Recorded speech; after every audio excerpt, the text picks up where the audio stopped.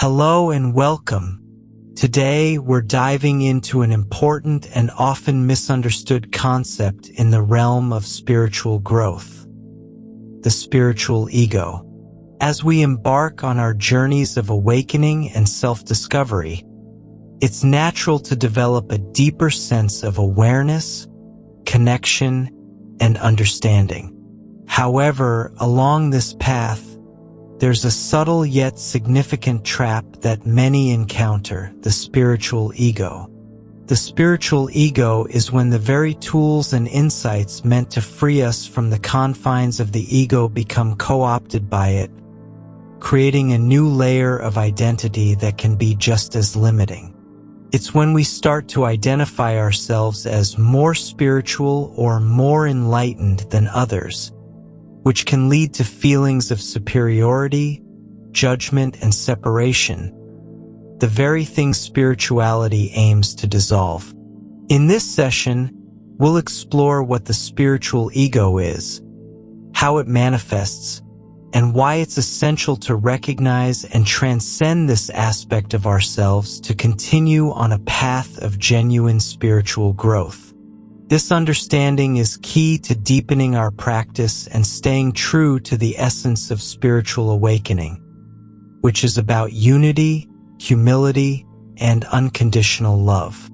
The spiritual ego is the part of the ego that masquerades as spiritual wisdom.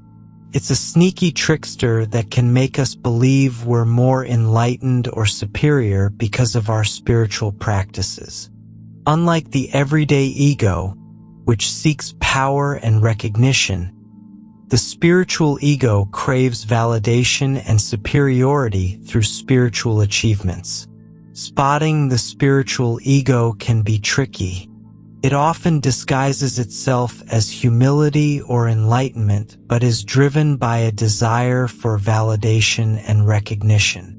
Here are some signs that you might be dealing with the spiritual ego: comparison with others, feeling superior to others based on spiritual knowledge or experiences, constant validation, seeking approval or praise for your spiritual practices or insights, judging others, believing that others are less enlightened or that they are behind in their spiritual journey, resistance to feedback, being defensive or dismissive when others offer constructive criticism.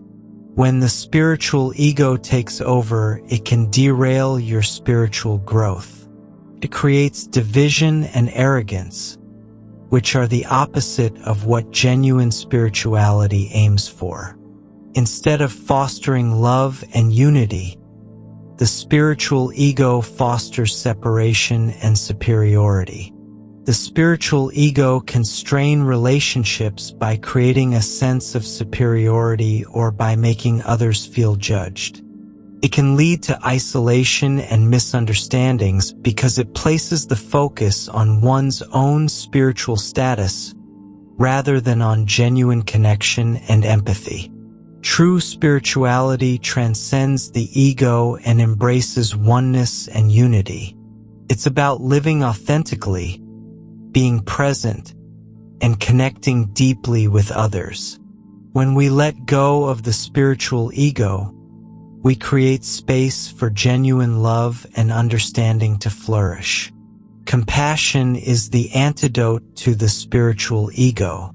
By cultivating compassion for ourselves and others, we align more closely with our true essence and diminish the influence of the ego.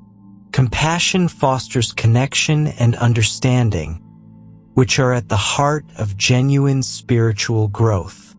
Remember, spiritual growth is not about achieving superiority or collecting accolades.